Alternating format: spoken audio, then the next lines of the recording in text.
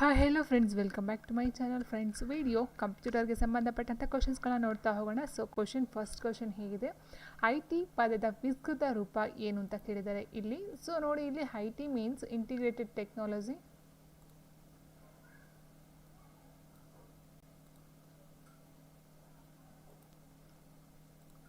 And interesting technology, intelligent technology, information technology ಅಂತ ಕೊಟ್ಟಿದ್ದಾರೆ. So first ನಾವು ನೋಡ್ತಾ ಹೋದರೆ ಐ ಟಿ ಮತ್ತು ಐ ಸಿ ಅಂತ ಬರುತ್ತೆ, ಮತ್ತು ಐ ಪಿ ಬರುತ್ತೆ. ಸೊ ನೋಡಿ, ಇಲ್ಲಿ ನಾವು ನೋಡ್ತಾ ಹೋದರೆ I C means integrated circuits ಅಂತ ಹೇಳ್ತೀವಿ, ಐ ಸಿ ಇಂಟಿಗ್ರೇಟೆಡ್ ಸರ್ಕ್ಯೂಟ್ಸ್ ಅಂತ ಹೇಳ್ತೀವಿ. ಆ್ಯಂಡ್ ಐ ಪಿ ಅಂತಂದರೆ ಇಂಟರ್ನೆಟ್ ಪ್ರೋಟೋಕಾಲ್ ಅಂತ ಹೇಳ್ತೀವಿ. ಅದೇ ರೀತಿ ಐ ಟಿನ ವಿಸ್ತೃತ ರೂಪ ಅಂತ ಹೇಳಿದ್ರೆ ಆಪ್ಷನ್ ಡಿ ಇನ್ಫಾರ್ಮೇಷನ್ ಟೆಕ್ನಾಲಜಿ.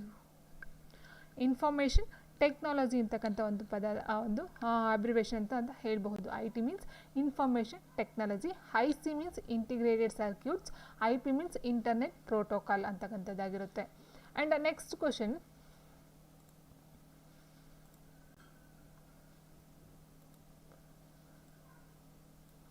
ಕಂಪ್ಯೂಟರ್ಗಳು ದತ್ತಾಂಶವನ್ನು ಸಂಸ್ಕರಿಸಲು ಯಾವ ಭಾಷೆಯನ್ನು ಬಳಸುತ್ತವೆ ಅಂತ ಕೇಳಿದರೆ, ಕಂಪ್ಯೂಟರ್ಗಳು ದತ್ತಾಂಶವನ್ನು ಸಂಸ್ಕರಿಸಲು ಬಳಸ್ತಕ್ಕಂಥ ಭಾಷೆಗಳು ಯಾವುವು ನಾವು ನೋಡ್ತಾ ಹೋಗ್ತೀವಿ. ಗಣಕಯಂತ್ರದಲ್ಲಿ ಕಾರ್ಯಕ್ರಮದ ಭಾಷೆಗಳು ಅಂತ ಹೇಳ್ತೀವಿ. It means computer programming language ಅಂತ ಹೇಳ್ತೀವಿ. ಯಾವುದಾದ್ರು ಅಂತ ಹೇಳಿದಾಗ ಮಷಿನ್ ಲ್ಯಾಂಗ್ವೇಜ್ ಆಗಿರ್ಬೋದು, ಅಸೆಂಬ್ಲಿ ಲ್ಯಾಂಗ್ವೇಜ್ ಆಗಿರ್ಬೋದು, ಅಥವಾ ಹೈ ಲೆವೆಲ್ ಲ್ಯಾಂಗ್ವೇಜ್ ಆಗಿರ್ಬೋದು. ಆದರೆ ಇಲ್ಲಿ ಕೊಟ್ಟಿರ್ತಕ್ಕಂಥದ್ದು ಕಂಪ್ಯೂಟರ್ಗಳು ದತ್ತಾಂಶವನ್ನು ಸಂಸ್ಕರಿಸಲು ಬಳಸ್ತಕ್ಕಂಥ ಒಂದು ಭಾಷೆ ಅಂತ ಹೇಳಿರೋದು ಸಂಸ್ಕರಣೆ ಕಿಲೋಬೈಟ್ ಮೆಗಾಬೈಟ್ ಬರೋದಿಲ್ಲ. ಸೊ ಕಿಲೋಬೈಟ್ ಮೆಗಾಬೈಟ್ ಇದೆಲ್ಲ ಬಂದು ಈ ಒಂದು ಅಳತೆ ಮಾಪನಗಳು ಅಂತ ಹೇಳ್ಬೋದು. ಇಟ್ ಮೀನ್ಸ್ ಮೆಜರಿಂಗ್ ಯೂನಿಟ್ಸ್ ಅಂತ ಹೇಳ್ತೀವಿ. ಸೊ ಆದರೆ ಇಲ್ಲಿ ಕೊಟ್ಟಿರ್ತಕ್ಕಂಥದ್ದು ವಿಮಾನ ಸಂಖ್ಯೆ. ಇಟ್ ಮೀನ್ಸ್ ವಿಮಾನ ಸಂಖ್ಯೆ ಅಂತಂದರೆ 0 ಮತ್ತು 1 ಎರಡು ಮಾತ್ರ ಬರ್ತಕ್ಕಂಥದ್ದು. 0 ಮತ್ತು 1 ಇವೆರಡು ಮಾತ್ರ ನಾವು ವಿಮಾನ ಸಂಖ್ಯೆ ಅಂತ ಹೇಳ್ತೀವಿ. ಇದನ್ನು ಮಾತ್ರ ಈ ಒಂದು ಕಂಪ್ಯೂಟರಲ್ಲಿ ಬಳಸ್ತಕ್ಕಂಥ ಭಾಷೆಗಳು ಅಂತ ಹೇಳಬಹುದಾಗಿರುತ್ತೆ, ಸಂಸ್ಕರಿಸಲು ಬಳಸ್ತಕ್ಕಂಥ ಭಾಷೆ.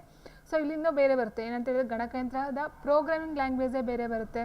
ಆ್ಯಂಡ್ ನೆಕ್ಸ್ಟ್ ಬಂದು ಲ್ಯಾಂಗ್ವೇಜಸ್ ಬೇರೆ ಬರುತ್ತೆ. ಯಾವುದಂತ ಹೇಳಿದ್ರೆ ಜಾವಾ ಆಗಿರ್ಬೋದು, ಬೇಸಿಕ್ ಆಗಿರ್ಬೋದು, ಸಿ ಆಗಿರ್ಬೋದು, C++ ಆಗಿರ್ಬೋದು, ಅದನ್ನು ಸಹ ನಾವು ಹೇಳ್ತೀವಿ ಅದನ್ನು ಉನ್ನತ ಮಟ್ಟದ ಕಾರ್ಯಕ್ರಮ ಭಾಷೆಗಳು. ಇಟ್ ಮೀನ್ಸ್ ಪ್ರೋಗ್ರಾಮಿಂಗ್ ಲ್ಯಾಂಗ್ವೇಜ್ ಅಂತ ಹೇಳ್ತೀವಿ. ಆದರೆ ಇಲ್ಲಿ ಕೊಟ್ಟಿರ್ತಕ್ಕಂಥದ್ದು ದತ್ತಾಂಶವನ್ನು ಸಂಸ್ಕರಣೆ ಮಾಡ್ತಕ್ಕಂಥ ಒಂದು ಭಾಷೆ ಯಾವುದು ಅಂತ ಹೇಳಿದ್ರೆ ಅದು ವಿಮಾನ ಸಂಖ್ಯೆ. ಇಟ್ ಮೀನ್ಸ್ 0 ಮತ್ತು 1 ಅದೆರಡನೇ ಸಂಖ್ಯೆಯನ್ನು ಈ ಒಂದು ಕಂಪ್ಯೂಟರಲ್ಲಿ ನಾವು ಯೂಸ್ ಮಾಡ್ತಕ್ಕಂಥದ್ದು. ಸೊ ಆನ್ಸರ್ ಆಪ್ಷನ್ ಸಿ ವಿಮಾನ ಸಂಖ್ಯೆ ಅಂತ ಕೊಡ್ಬೋದು, ಅಥವಾ ಬೈನರಿ ಸಂಖ್ಯೆ ಅಂತ ಕೊಡ್ಬೋದು, ಅಥವಾ 0 ಮತ್ತು 1 ಅಂತ ಸಹ ಕೊಡಬಹುದು.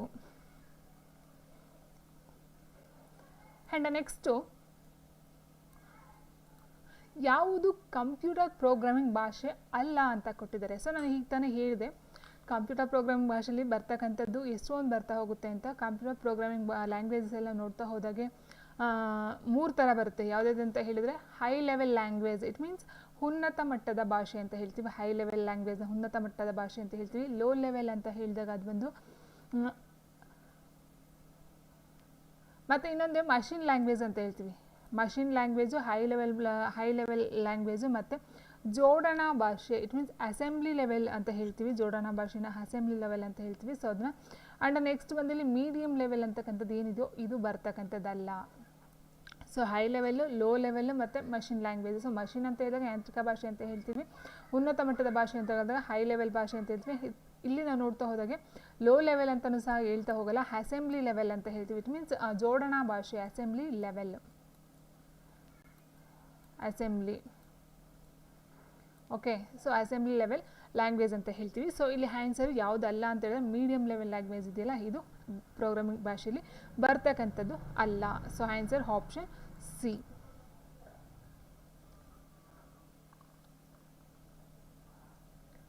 ಆ್ಯಂಡ್ ನೆಕ್ಸ್ಟು ಎಸ್ಕೇಪ್ ಕೀನ ಕಾರ್ಯ ಏನು ಅಂತ ಕೇಳಿದರೆ, ಸೊ ಇದು ಬಂದು ಶಾರ್ಟ್ಕಟ್ ಕೀ. ಎಸ್ಕೇಪ್ ಅಂತಕ್ಕಂಥ ಒಂದು ಶಾರ್ಟ್ಕಟ್ ಕೀನ ಏನಕ್ಕೆ ಯೂಸ್ ಮಾಡ್ತೀವಿ ನಾವು, ಯಾವ ಒಂದು ಪ್ರೊಸೆಸ್ ಅಥವಾ ಯಾವುದೋ ಒಂದು ಶಾರ್ಟ್ಕಟ್ಟಾಗಿ ನಾವು ಯೂಸ್ ಮಾಡ್ತೀವಿ ಅಂತ ಹೇಳಿದ್ರೆ ಕ್ರಿಯೆಯೊಂದನ್ನು ಎಂಡ್ ಮಾಡೋದಕ್ಕೆ, ಹಿಂದಿನ ಕ್ರಿಯೆಗೆ ಹೋಗ್ತಕ್ಕಂಥದ್ದು, ಹಿಂದಿನ ಕ್ರಿಯೆ ರಿಪೋರ್ಟ್ ಮಾಡ್ತಕ್ಕಂಥದ್ದು ಯಾವುದು ಅಲ್ಲ ಅಂತ ಕೊಟ್ಟಿದ್ದಾರೆ. ಎಸ್ಕೇಪ್ ಕೀನ ನಾವು ಯೂಸ್ ಮಾಡ್ತಕ್ಕಂಥದ್ದು ಕ್ರಿಯೆಯೊಂದನ್ನು ಎಂಡ್ ಮಾಡೋದಕ್ಕೆ ನಾವು ಯೂಸ್ ಮಾಡ್ತಕ್ಕಂಥದ್ದು ಆಪ್ಷನ್ ಎ. ಕಂಪ್ಯೂಟರ್ನ ಮೆದುಳು ಎಂದು ಯಾವುದನ್ನು ಕರೆಯುತ್ತಾರೆ ಅಂತ ಕೊಟ್ಟಿದ್ದಾರೆ. ಕಂಪ್ಯೂಟರ್ ಮೆದುಳು ಮದರ್ ಬೋರ್ಡ್, ಮೆಮೊರಿ, CPU ಮತ್ತು ರ್ಯಾಮ್ ಅಂತ ಕೊಟ್ಟಿದ್ದಾರೆ. ಸೊ ಮದರ್ ಬೋರ್ಡ್ ಬರೋದಿಲ್ಲ. ಕಂಪ್ಯೂಟರ್ನ ಮೆದುಳು ಅಂತ ಹೇಳ್ತಕ್ಕಂಥದ್ದು ಯಾವುದಕ್ಕೆ ಅಂತ ಹೇಳಿದ್ರೆ the brain of the computer ಅಂತ ಹೇಳ್ತೀವಿ ಇಂಗ್ಲೀಷಲ್ಲಿ. So answer option C CPU, it means central processing unit ಅಂತ ಇದೆ, ಕೇಂದ್ರೀಯ ಸಂಸ್ಕರಣಾಂಗ ಅಥವಾ ಸೆಂಟ್ರಲ್ ಪ್ರೊಸೆಸಿಂಗ್ ಯೂನಿಟ್. CPU ಬಂದು ಬ್ರೈನ್ ಆಫ್ ದ ಕಂಪ್ಯೂಟರ್ ಆಗಿರ್ಬೋದು ಅಥವಾ ಹಾರ್ಟ್ ಆಫ್ ದ ಕಂಪ್ಯೂಟರ್ ಅಂತ ಸಹ ನಾವು ಕರಿತಾ ಹೋಗ್ತೀವಿ. ಇದಿಲ್ಲದೇ ಕೆಲಸನೇ ಮಾಡೋದಿಲ್ಲ ಕಂಪ್ಯೂಟರ್ ಅಂತಲೂ ಹೇಳ್ಬಹುದು. ಸೊ ಇದು ಆನ್ಸರ್ ಬಂದು CPU ಆಗಿರುತ್ತೆ.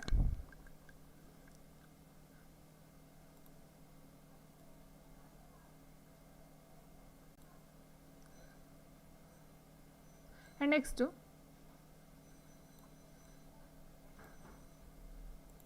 ಪವರ್ ಪಾಯಿಂಟ್ ಪ್ರೆಸೆಂಟೇಷನಲ್ಲಿ ಕಂಪನಿಯ ಲೋಗೋಗಳನ್ನು ಪ್ರತಿಯೊಂದು ಸೈಡ್ಗಳಲ್ಲಿ ಸೇರಿಸಲು ಯಾವ ಆಯ್ಕೆಗಳನ್ನು ಬಳಸುತ್ತಾರೆ ಅಂತ ಕೊಟ್ಟಿದ್ದಾರೆ. It means PowerPoint presentation ನಾವು ಯೂಸ್ ಮಾಡ್ತಾವ್ರೆ, MS ಪವರ್ ಪಾಯಿಂಟ್ನ ಯೂಸ್ ಮಾಡ್ತೀವಿ. ಸೊ ಅದರ ಪ್ರೆಸೆಂಟೇಷನ್ನ ರೆಡಿ ಮಾಡ್ತಕ್ಕಂಥದ್ದು. ಸೊ ಅಲ್ಲಿ ನಾವು ಕಂಪನಿಯ ಲೋಗೋಗಳನ್ನು ಹಾಕಬೇಕಂತ ಹೇಳಿದ್ರೆ ಯಾವ ಒಂದು ಆಯ್ಕೆಗಳನ್ನ ಬಳಸಬೇಕು. ಇಟ್ ಮೀನ್ಸ್ ಅದು ಪವರ್ ಪಾಯಿಂಟ್ನ ಪ್ರೆಸೆಂಟೇಷನಲ್ಲಿ ಬರ್ತಕ್ಕಂಥ ಒಂದು ಮೆನುನಲ್ಲಿ ಇರ್ತಕ್ಕಂಥದ್ದು. So slide sorter, slide master, handout master, notes master ಅಂತ ಕೊಟ್ಟಿದ್ದಾರೆ. ಸೊ ಇದು ಸೈಡ್ ಮಾಸ್ಟರ್ ಅಂತಕ್ಕಂಥದ್ದು ಏನಿದೋ ಇದು ಈ ಒಂದು PowerPoint presentation. It means PowerPoint MS PowerPoint ಏನಿರುತ್ತೋ ಅಲ್ಲೇ ಒಂದು ಆಪ್ಷನ್ ಇರುತ್ತೆ. ಸೊ ಆ ಆಪ್ಷನ್ ನಾವು ಆಯ್ಕೆ ಮಾಡ್ತಕ್ಕಂಥದ್ದು side master. So side master ಏನಕ್ಕೆ ಯೂಸ್ ಮಾಡ್ತಾರೆ ಅಂತ ಕೇಳಬಹುದು. ಸೊ ಅದು ಕಂಪನಿಯ ಲೋಗೋಗಳನ್ನು ಹಾಕೋದಕ್ಕೆ, ಈ ಒಂದು ಪ್ರೆಸೆಂಟೇಷನ್ಗಳಲ್ಲಿ ಲೋಗೋಗಳನ್ನು ಹಾಕೋದಕ್ಕೆ ಯೂಸ್ ಮಾಡ್ತಕ್ಕಂಥ ಒಂದು ಆಯ್ಕೆ ಅಂತ ಹೇಳ್ಬಹುದಾಗಿರುತ್ತೆ.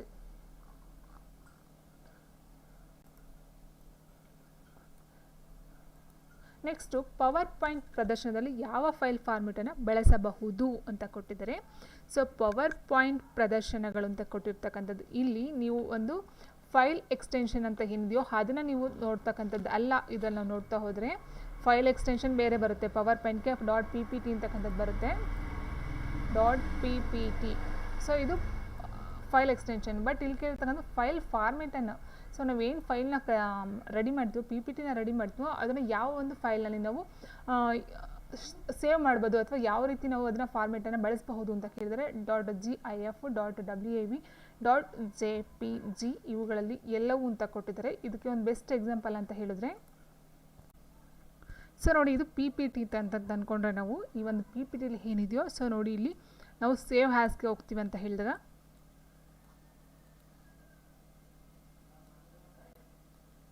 ನೋಡಿ ಇಲ್ಲಿ ಸೊ ಸೇವ್ ಆ್ಯಸ್ನ ಕೊಡ್ತೀವಿ. ಸೊ ಸೇವ್ ಆ್ಯಸ್ ಕೊಟ್ಟಾಗ ನೋಡಿ ಇಲ್ಲಿ ಬರುತ್ತೆ ನೋಡಿ,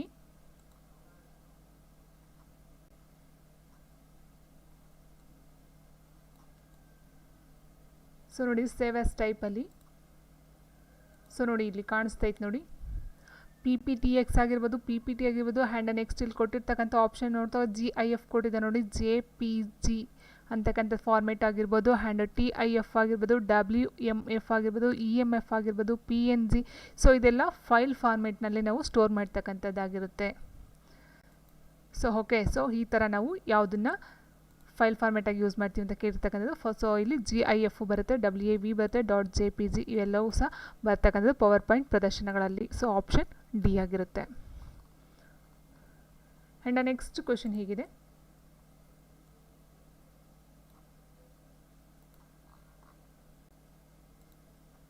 ಸೊ ಹೀಗಾಗಿ ಆನ್ಸರ್ ಬಂದಿದ್ದಕ್ಕೆ ಆಪ್ಷನ್ ಡಿ ಆಗಿರುತ್ತೆ. ಆ್ಯಂಡ್ ನೆಕ್ಸ್ಟ್ ಬಂದು ಸೊ ನೋಡಿ ಕ್ವೆಶನ್ ಹೀಗಿದೆ, MS ಎಕ್ಸೆಲ್ನಲ್ಲಿ ಸೆಲ್ನಲ್ಲಿರುವ ಟೆಕ್ಸ್ಟ್ ವ್ರಾಪ್ ಮಾಡಲು ಉಪಯೋಗಿಸುವ ಕೀಗಳು ಯಾವುದು ಅಂತ ಕೇಳಿದರೆ MS Excel. So MS Excel ಬಂದು ಕ್ಯಾಲ್ಕುಲೇಷನ್ಗೋಸ್ಕರ ಯೂಸ್ ಮಾಡ್ತಕ್ಕಂಥದ್ದು. ಸೊ ಇಲ್ಲಿ ಸೆಲ್ನಲ್ಲಿರ್ತಕ್ಕಂಥ ಟೆಕ್ಸ್ಟ್ ವ್ರಾಪ್ ಮಾಡಲು ಉಪಯೋಗಿಸ್ತಕ್ಕಂಥ ಕೀಗಳು ಯಾವುದು ಅಂತ ಕೇಳಿದರೆ Ctrl+Enter, Alt+Enter, Shift+Enter ಇವುಗಳಲ್ಲಿ ಯಾವುದು ಅಲ್ಲ ಅಂತ ಕೊಟ್ಟಿದ್ದಾರೆ. So answer option B Alt+Enter ಅಂತಕ್ಕಂಥದ್ದಾಗಿರುತ್ತೆ. ಎಕ್ಸೆಲ್ನಲ್ಲಿ ಯಾವ ಕಾರ್ಯವು ಎಷ್ಟು ಸಂಖ್ಯೆಯ ನಮೂನುಗಳಿವೆ ಅಂತ ಕೊಟ್ಟಿದೆ. ಎಕ್ಸೆಲ್ನಲ್ಲಿ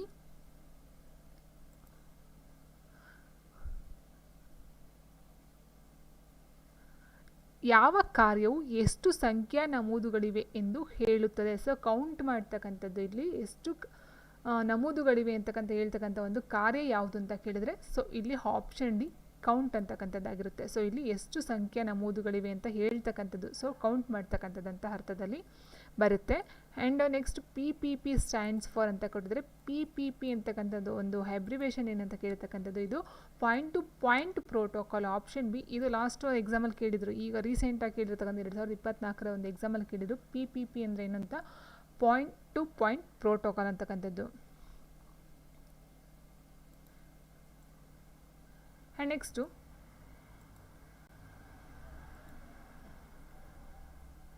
ನೋಡಿ ಇಲ್ಲಿ ರೈಟ್ ಒನ್ಸ್ ರನ್ ಎನಿವೇರ್ ಅಂತ ಕೊಟ್ಟಿದ್ದಾರೆ ಎಂಬ ಘೋಷಣೆಯು ಈ ಪ್ರೋಗ್ರಾಮ್ ಭಾಷೆಗೆ ಸಂಬಂಧಿಸಿದೆ ಅಂತ ಕೊಟ್ಟಿದ್ದಾರೆ. ಸೊ ಇದು ಆಲ್ಮೋಸ್ಟ್ ಕೋಬಲ್, ಜಾವಾ ಇದೆಲ್ಲ ಬಂದು ಉನ್ನತ ಮಟ್ಟದ ಭಾಷೆ ಅಂತ ಹೇಳ್ತೀವಿ. ಸೊ ಪ್ರೋಗ್ರಾಮಿಂಗ್ ಲ್ಯಾಂಗ್ವೇಜಸ್ ಆಗಿರುತ್ತೆ. ಸೊ ಇಲ್ಲಿ ರೈಟ್ ಒನ್ಸ್ ರನ್ ಎನಿವೇರ್ ಅಂತಕ್ಕಂಥ ಒಂದು ಘೋಷಣೆ ಏನಿದೆಯೋ ಇದು ಬಂದು ಜಾವಾ, ಆಪ್ಷನ್ ಬಿ ಜಾವಾದ ಒಂದು ಘೋಷಣೆಯಾಗಿರುತ್ತೆ. ಸೊ ಜಾವಾ ಅಂತಕ್ಕಂಥದ್ದು ಸಹ ಈ ಒಂದು ಪ್ರೋಗ್ರಾಮಿಂಗ್ ಲ್ಯಾಂಗ್ವೇಜ್ ಅಂತ ಹೇಳ್ಬೋದು. ಸೊ ಅದರ ಒಂದು ಘೋಷಣೆ ರೈಟ್ ಒನ್ಸ್ ರನ್ ಎನಿವೇರ್ ಅಂತಕ್ಕಂಥದ್ದು ಆಗಿರುತ್ತೆ.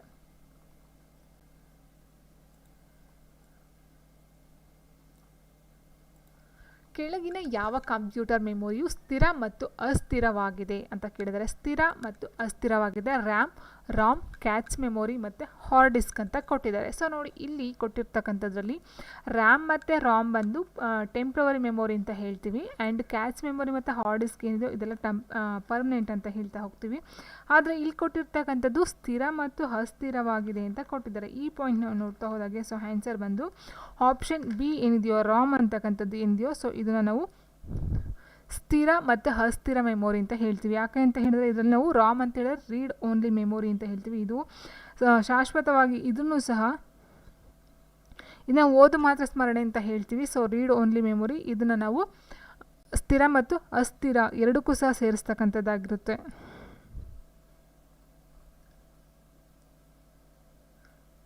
ನೆಕ್ಸ್ಟ್ MICRನಲ್ಲಿ ಈ ಕೆಳಗಿನಲ್ಲಿ ಸಿಯ ಅರ್ಥ ಏನು ಅಂತ ಕೇಳಿದರೆ, ಸೊ ಫಸ್ಟ್ಗೆ ನಾವು MICR ಅಂದರೆ ಏನು ಅಂತ ಅರ್ಥವನ್ನು ನೋಡಬೇಕಾಗುತ್ತೆ. MICR means magnetic ink character recognition ಅಂತ ಹೇಳ್ತೀವಿ. Magnetic ink character recognition. Okay, so ಇದರ ಅರ್ಥ ಬಂದ character. C means character, option D. Next ಕೆಳಗಿನಲ್ಲಿ ಯಾವುದು ಆಪರೇಟಿಂಗ್ ಸಿಸ್ಟಮ್ ಅಲ್ಲ? ಆಪರೇಟಿಂಗ್ ಸಿಸ್ಟಮ್ ಸೊ OS ಅಂತ ಹೇಳ್ತೀವಿ. ಯುನಿಕ್ಸ್ ಆ್ಯಂಡ್ ಅಬಂಟು ಅಂತ ಕೊಟ್ಟಿದ್ದಾರೆ. MS-DOS ಕೊಟ್ಟಿದ್ದಾರೆ, MS Excel ಕೊಟ್ಟಿದ್ದಾರೆ. ಸೊ ನೋಡಿ ಯುನಿಕ್ಸು, ಅಬಂಟು ಮತ್ತು MS-DOS ಎಲ್ಲ ಆಪರೇಟಿಂಗ್ ಸಿಸ್ಟಮ್ಗೆ ಬರ್ತಕ್ಕಂಥದ್ದು. MS Excel ಏನಿದೆಯೋ so MS it means Microsoft ಅಂತ ಹೇಳ್ತೀವಿ. ಸೊ ಮೈಕ್ರೋಸಾಫ್ಟ್ ಬಂದು ಇದು ಅಪ್ಲಿಕೇಶನ್ ಸಾಫ್ಟ್ವೇರ್ ಆಗ್ತಕ್ಕಂಥದ್ದು. ಅಪ್ಲಿಕೇಶನ್ ಸಾಫ್ಟ್ವೇರಲ್ಲಿ ಬರ್ತಕ್ಕಂಥದ್ದು MS Excel, MS PowerPoint, MS Word. So ಇದೆಲ್ಲ ಅಪ್ಲಿಕೇಶನ್ ಸಾಫ್ಟ್ವೇರಲ್ಲಿ ಬರ್ತಕ್ಕಂಥದ್ದು. ಸೊ ಇದು ಆಪರೇಟಿಂಗ್ ಸಿಸ್ಟಮ್ ಆಗಿರೋದಿಲ್ಲ. ಸೊ ಹಾಗೆ answer option D.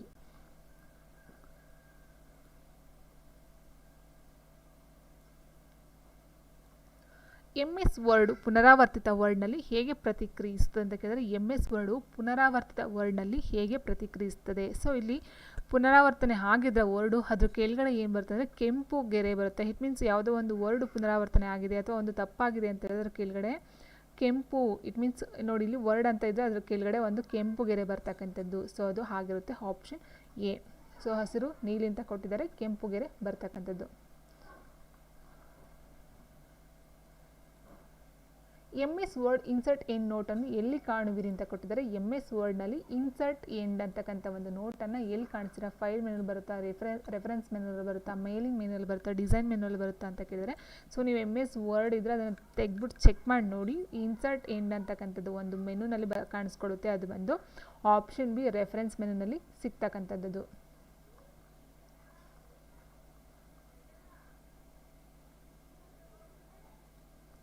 So next question ಹೀಗಿದೆ ನೋಡಿ. ವೆಬ್ ಕೌಲರ್ ಎಂದರೆ ಏನು ಅಂತ ಕೇಳಿದರೆ, ವೆಬ್ ಕೌಲರ್ ಅಂತ ಹೇಳಿದರೆ ಇದು ಒಂದು ಕಂಪ್ಯೂಟರ್ ಪ್ರೋಗ್ರಾಮ್ ಆಗಿದ್ದು ಇದು ವರ್ಲ್ಡ್ ವೈಡ್ ವೆಬ್ WWW ಏನು ಹೇಳ್ತೀವಿ 3W ಸೊ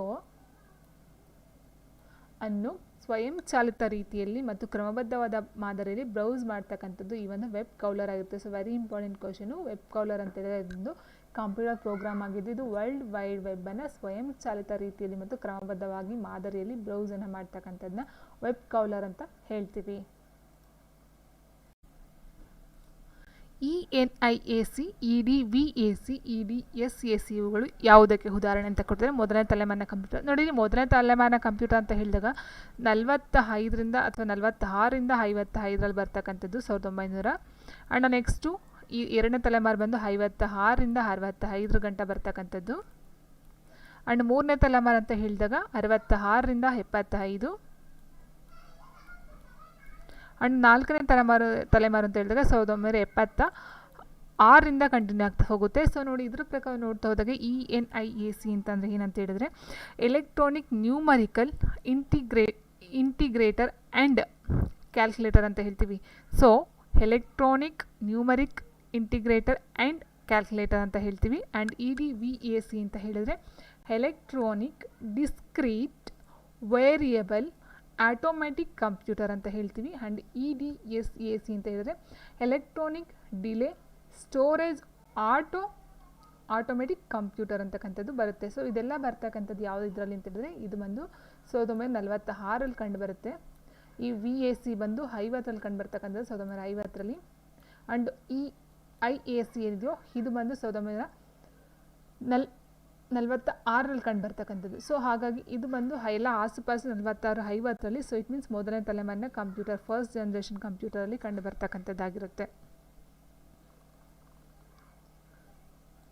ನೆಕ್ಸ್ಟ್ ಕಂಪೈಲರ್ ಎಂದರೆ ಏನು ಅಂತ ಕೇಳಿದರೆ, ಕಂಪೈಲರ್ ಇದು ಒಂದು ಕಂಪ್ಯೂಟರ್ ಆಪರೇಟಿಂಗ್ಗೆ ನೀಡಲಾದ ಒಂದು ಹೆಸರು. ಮಾಹಿತಿ ಸಂಗ್ರಹಣೆಗೆ ಇರುವ ಡಿಜಿಟಲ್ ಯಂತ್ರದ ಒಂದು ಭಾಗ. ಇದು ಬೂಲಿಯನ್ ಆಲ್ಜಿಬ್ರಾದ ಒಂದು ಆಪರೇಟರ್ ಆಗಿದೆ. ಕೆಲವು ಪ್ರೋಗ್ರಾಮ್ ವಸ್ತು ವಿಷಯ ಸಂಕೇತವಾಗಿ ಭಾಷಾಂತರಿಸುವ ಒಂದು ಭಾಷಾಂತರಕಾರ ಅಂತ ಕೊಟ್ಟಿದೆ. ಸೊ ಇಟ್ ಮೀನ್ಸ್ ಈ ಒಂದು ಕಂಪೈಲರ್ ಅಂದರೆ ಏನಂತ ಹೇಳಿದರೆ ಉನ್ನತ ಮಟ್ಟ ಭಾಷೆ ಏನಿದೆಯೋ ಇಟ್ ಮೀನ್ಸ್ ನಾವು ಹೇಳ್ತಾ ಹೈ ಲೆವೆಲ್ ಏನಿದೆಯೋ ಅದನ್ನು ಯಾಂತ್ರಿಕ ಭಾಷೆಗೆ ಇಟ್ ಮೀನ್ಸ್ ಮಷಿನ್ ಲ್ಯಾಂಗ್ವೇಜ್ಗೆ ಭಾಷಾಂತರವನ್ನು ಮಾಡ್ತಕ್ಕಂಥದ್ದು ನಾವು ಕಂಪೈಲರ್ ಅಂತ ಹೇಳ್ತೀವಿ. ಇಟ್ ಮೀನ್ಸ್ ಕೆಲವು ಪ್ರೋಗ್ರಾಮ್ ಮೀನ್ಸ್ ಉನ್ನತ ಮಟ್ಟದ ಭಾಷೆ ಅಥವಾ ಹೈ ಲೆವೆಲ್ ಲ್ಯಾಂಗ್ವೇಜ್ ಅಂತ ಏನು ಹೇಳ್ತೀವೋ ಅದನ್ನು ವಸ್ತು ವಿಷಯ ಸಂಕೇತವಾಗಿ ಇಟ್ ಮೀನ್ಸ್ ಕಂಪ್ಯೂಟರ್ ಅಥವಾ ಯಾಂತ್ರಿಕ ಭಾಷೆಗೆ ಭಾಷಾಂತರವನ್ನು ಮಾಡ್ತಕ್ಕಂಥದ್ದನ್ನ ನಾವೇನಂತೀವಿ ಕಂಪೈಲರ್ ಅಂತ ಹೇಳ್ತೀವಿ. Option D. ಸೊ ಇಲ್ಲಿ ಕೆಲವು ಪ್ರೋಗ್ರಾಮನ್ನು ವಸ್ತು ವಿಷಯ ಸಂಕೇತವಾಗಿ ಭಾಷಾಂತರಿಸುವ ಒಂದು ಭಾಷಾಂತರಕಾರ ಅಂತ ಹೇಳ್ಬೋದು. ಅಥವಾ ಹೈ ಲೆವೆಲ್ ಲ್ಯಾಂಗ್ವೇಜನ್ನು ಯಾಂತ್ರಿಕ ಭಾಷೆ ಇಟ್ ಮೀನ್ಸ್ ಮಷಿನ್ ಲ್ಯಾಂಗ್ವೇಜ್ಗೆ ರೀಪ್ಲೇಸ್ಮೆಂಟನ್ನು ಮಾಡ್ತಕ್ಕಂಥದ್ದಾಗಿರುತ್ತೆ. ಆ್ಯಂಡ್ ನೆಕ್ಸ್ಟ್ ಕ್ವೆಶ್ಚನ್ ಹೇಗಿದೆ, ಕೆಳಗಿನ ಪ್ರಥಮಾಕ್ಷರಿಗಳನ್ನು ಮತ್ತು ಅವುಗಳ ವಿಸ್ತರಣೆಯನ್ನು ಪರಿಗಣಿಸಿ ಅಂತ ಕೊಟ್ಟಿದ್ದಾರೆ. BIOS ಅಂತ ಕೊಟ್ಟಿದ್ದಾರೆ. BIOS ಅಂದ್ರೇನು, DLL ಅಂದ್ರೇನು, BCD ಅಂದರೆ ಏನು ಅಂತ ಕೊಟ್ಟಿದ್ದಾರೆ. BIOS ಅಂತ ಹೇಳಿದರೆ ಬೇಸಿಕ್ ಇನ್ಪುಟ್ ಔಟ್ಪುಟ್ ಸಿಸ್ಟಮ್ ಅಂತಕ್ಕಂಥದ್ದು. ಓಕೆ. ಆ್ಯಂಡ್ DLL ಅಂತ ಕೊಟ್ಟಿದ್ದಾರೆ. ಸೊ DLL ಅಂತಂದರೆ ಏನು, ಡೈನಾಮಿಕ್ ಲಿಂಕ್ ಲೈಬ್ರರಿ ಅಂತ ಕೊಟ್ಟಿದ್ದಾರೆ. ಆ್ಯಂಡ್ BCD, ಸೊ BCD ಅಂತ ಕೊಟ್ಟಿದ್ದಾರೆ, ಬೈನರಿ ಕೋಡೆಡ್ ಡೆಸಿಮಲ್. ಸೊ ಇಲ್ಲಿ ನಾವು ನೋಡ್ತಾ ಹೋದಾಗೆ BIOS ಅಂತ ಕೊಟ್ಟಿದ್ದಾರಲ್ಲ, ಸೊ ಇಲ್ಲಿ ಇದು ಸಹ ಸರಿ ಇರ್ತಕ್ಕಂಥದ್ದು. Basic input and output system ಸರಿ ಇದೆ, ಡೈನಾಮಿಕ್ ಲಿಂಕ್ ಲೈಬ್ರರಿ ಸರಿಯಾಗಿದೆ, and BCD means binary coded decimal ಇದು ಸಹ ಸರಿಯಾಗಿದೆ. ಸೊ ಹಾಗೆ ಆನ್ಸರ್ ಆಪ್ಷನ್ ಡಿ ಆಗಿರುತ್ತೆ. ಆ್ಯಂಡ್ ನೆಕ್ಸ್ಟ್ ಮೈಕ್ರೋಸಾಫ್ಟ್ ಎಕ್ಸೆಲ್ನಲ್ಲಿ Ctrl+Right ಬಾಣದ ಕೀಲಿಯ ಸ್ಪ್ರೆಡ್ಶೀಟ್ನಲ್ಲಿ ಯಾವ ಸೆಲ್ ಚಲನೆಗೆ ಕಾರಣವಾಗುವುದು ಅಂತ ಕೊಟ್ಟಿದ್ರೆ Ctrl+Right ಅಂತ ಕೊಟ್ಟಾಗ ಇಲ್ಲಿ ಬರ್ತಕ್ಕಂಥದ್ದು. ಸೊ ನೆಕ್ಸ್ಟ್ ಏನಾಗುತ್ತೆ, ರೈಟ್ ಅಂತ ಕೊಟ್ಟರೆ ನಾವೇನು ಮಾಡಬೇಕಾಗುತ್ತೆ, ಇಲ್ಲಿ end of the row. Option B end of the row ಅಂತಕ್ಕಂಥದ್ದು.